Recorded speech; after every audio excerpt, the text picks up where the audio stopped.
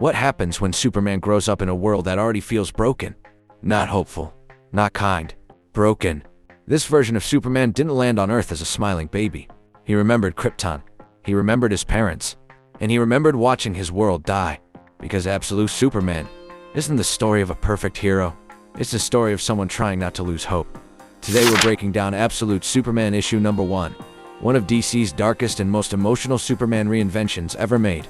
And honestly, this version of Krypton might be one of the most terrifying versions we've ever seen. The comic opens on Krypton, but this isn't the beautiful futuristic Krypton we usually see. This place feels cold, controlled, divided.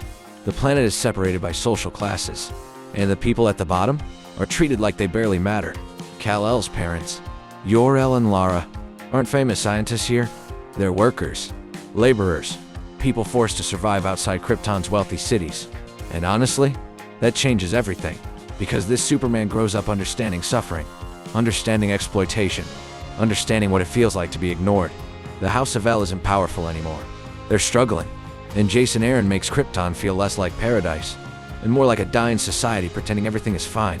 That's what makes this version scary, because Krypton didn't just explode physically, it collapsed morally first. One of the biggest changes in Absolute Superman is that Kal-El wasn't a baby when Krypton died. He was old enough to remember his parents, old enough to understand fear, old enough to watch his world collapse. And honestly, that makes this version way more tragic, because normal Superman grows up with hope, but this Superman grows up with trauma. Imagine being a child, watching your parents realize the world is doomed, watching panic spread everywhere, watching people ignore the warning signs until it's too late. That changes a person forever, and you can already feel it in this issue. This Superman feels angry, lonely, almost unstable, but somehow, he still wants to help people. That's what makes him feel human. The story suddenly shifts to Earth.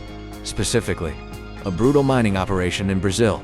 Workers are being exploited, controlled, abused, and protected by armed forces called the Peacemakers, which honestly sounds like the least peaceful name ever.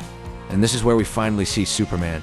Not smiling, not posing heroically, just angry, tired, and trying to protect people. This version of Superman fights differently too. He's more aggressive, more desperate.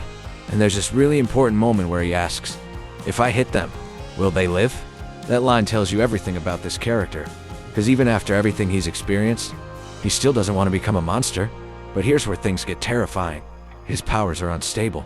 His heat vision hurts. Bro literally looks like he's trying to stop himself from exploding.